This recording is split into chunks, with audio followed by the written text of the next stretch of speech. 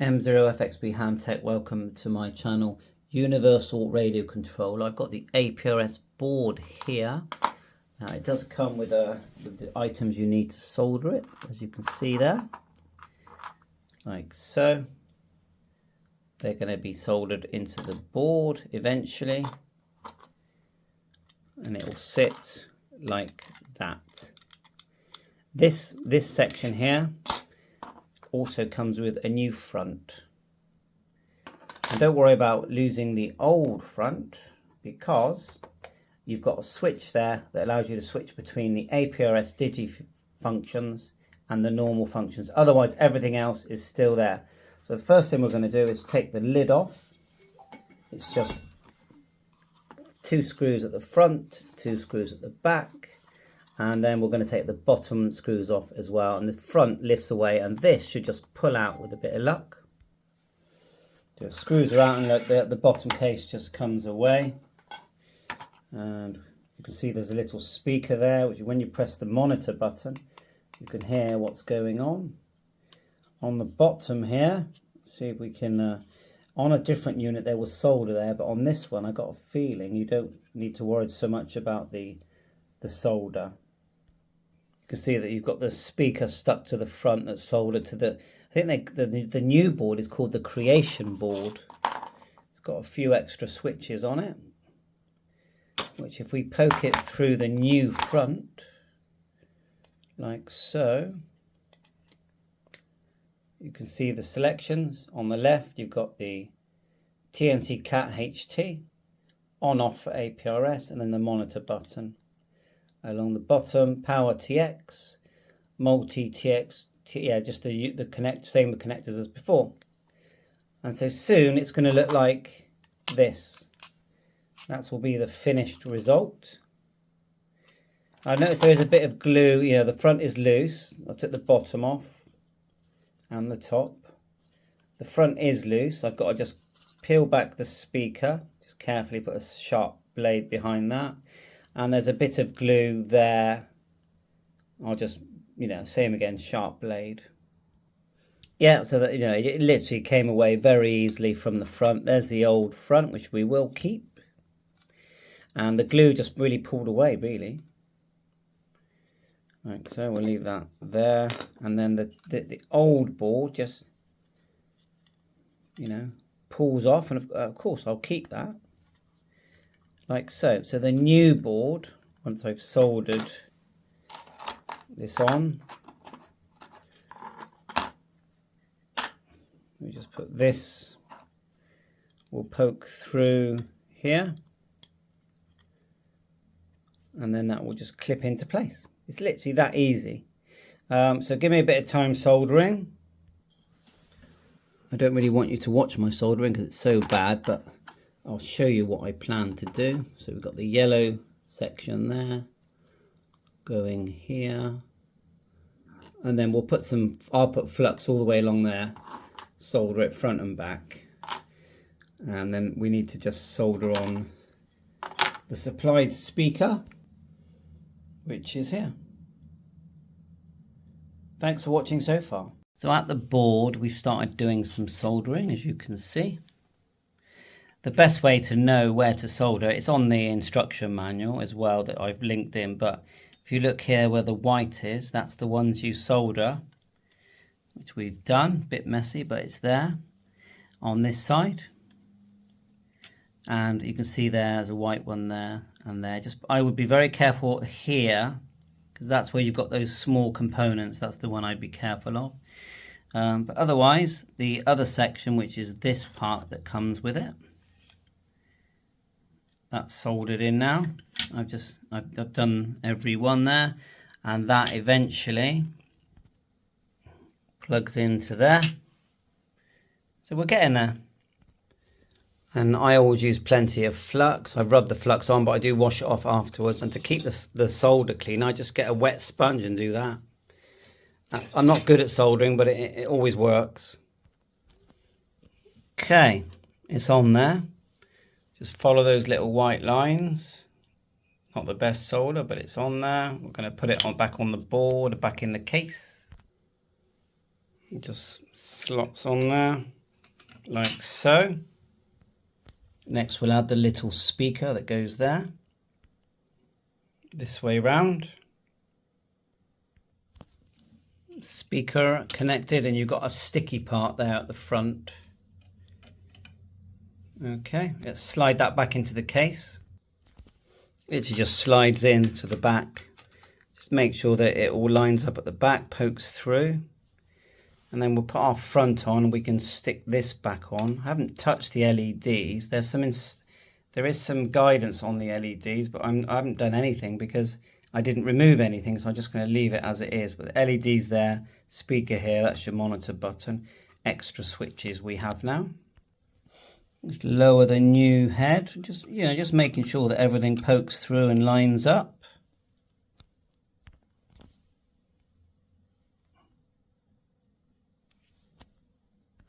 Yeah, I can see what the glue was for. It was to sort of disperse the light from the LED, so I'll stick that back on.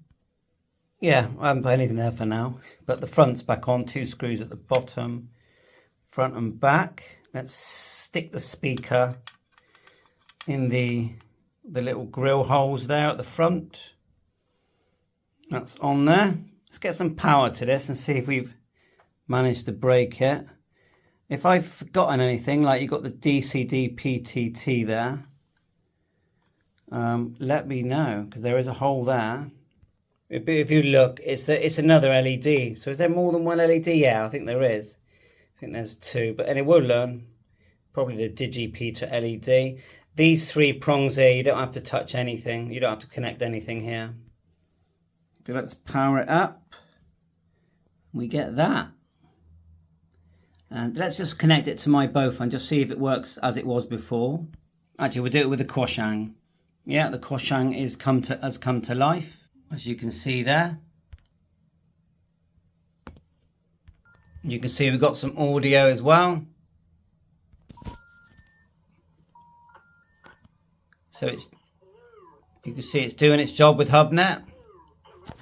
And remember, with this device, we get to go into settings, but also channel editor, and we can watch this, read from the radio, which is reading now.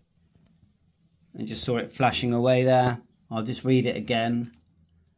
Look at that. This is what why you get these. But again, you can get the smaller twin device. Now, I'm not really sure how to test the APRS to know if it's working. I'll just flick the switch on, just to see what it even does. But remember, I'm learning, so I'm just turning it on just to see.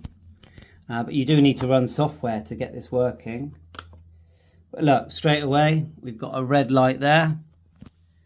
So I'm thinking that we've done something right. And there's 2, I noticed there was 2 switch settings then, one in the middle and one to on. So let me know if that looks like it's doing what it should be doing, please, Mark. And then we'll go off, and then there's 2 offs. Thanks for watching my YouTube channel. I hope this helps you assemble your APRS. The main thing I would say is follow the guide. So then follow the guide, follow these white lines, and then the rest of the video will be in the description. Thanks for watching my YouTube channel. Bye for now. M0FXB Hamtech, welcome to my channel. On the left here, we've got the universal radio controller made by G1 LRO in the UK. And if you're interested in the USA, go to Mark N6MTS for more information on that. Okay.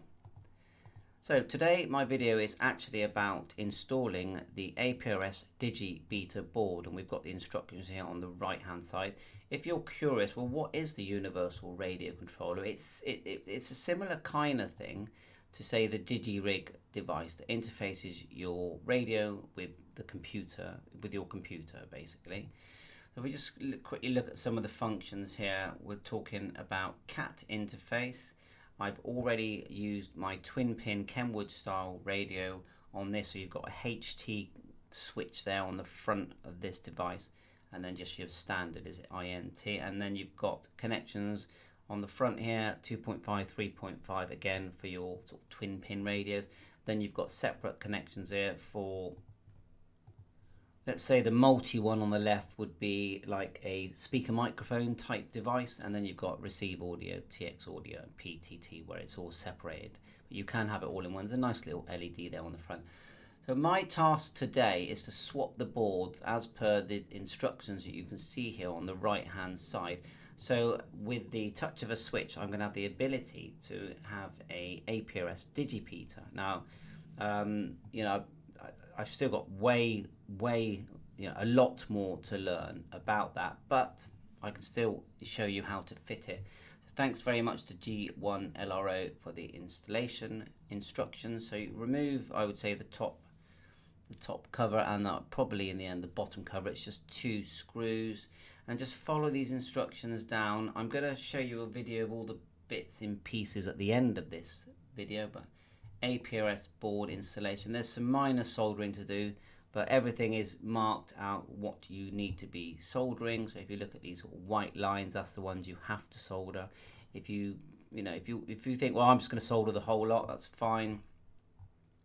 Got some jumpers here you need to look at, and then using the board. So the final product looks like this. Nice neat job. I bet it's a lot neater than what I'm going to do. So the kit comes with the new front panel here, which gives you the ability, if you look here, it says off on, to turn it on and off when you want to use the TNC modem. Otherwise you get all the other functions. There is a button at the front here that says monitor, and that's a little speaker. And when you press it, you don't have to use your computer to listen to what's going on. You can this little speaker will give you an idea of what's going on. So that's it. I'll put the links in the description. I'll show you the video at the end of my bits, and then I'll probably make a completely separate video with it all assembled, and I need to download some software to learn how to actually use a DigiPeter APRS board, because I've never done that before. But this unit seems very good. You can use it with your handheld, you can use it with your HF radios, not every HF radio, but many HF radios. I've got the Yaesu FT450 here, I'm going to try that one out. A Yaesu 817, a G90, these kind of radios that, I'm not sure about the 450, but I know that the G90 does not have CAT interface, which basically means a USB connector that will plug into your PC and it recognizes sound cards, PTT interface, all that kind of stuff. You normally have to buy hardware in between. There's the CE19, I've seen that on sale in China, the Digi rig, and I think there's a few other ones, and they work well, and this is an alternative. What I like about this one is I can use it with my QUANSHENG dock, which I did earlier. Let's see if I can show you that. I'm not sure if it's connected yet, but the QUANSHENG dock there. This device here, you can see it's a QUANSHENG dock. Normally, to be able to use this software with your UVK5 device, yeah, you have to make a cable, but with a box like this, and there is another alternative, I'll show you that before I end the video, you don't have to. And then you've got configuration there to set up the microphone input. You do have to select the COM, and the COM port that you're seeing there comes from the universal controller that you can see on the left. The other way you could do it, which is cheaper because the box does, is the sort of super version of doing this. If you scroll down, let's have a look, you should be able to see, and when this device here, which is about £20, and you do have to solder the connectors on, but once you've got that, you can do a similar thing with the QUANSHENG dock. Not sure what other items it will work, but with a twin pin connector item, I think it's going to do quite well. So thanks for watching my YouTube channel. Lots of learning to be done here, but I am enjoying it. Thank you to G1 LRO, Mark, for helping me every step of the way. And Mark has said that as new boards are developed, that he'll be able to send me those boards and we'll be able to test them out.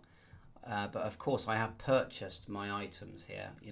I'm not doing videos because I get free items. I'm doing videos because I just have a passion for learning about different items. And I use my HTs all the time, especially the QUANSHENG, the BAOFENGs, and the Radtails, all the ones I've got here, and I want to learn about them and enjoy using them. Thanks for watching my YouTube channel. Watch the last bit of my collection of bits, and then catch you soon.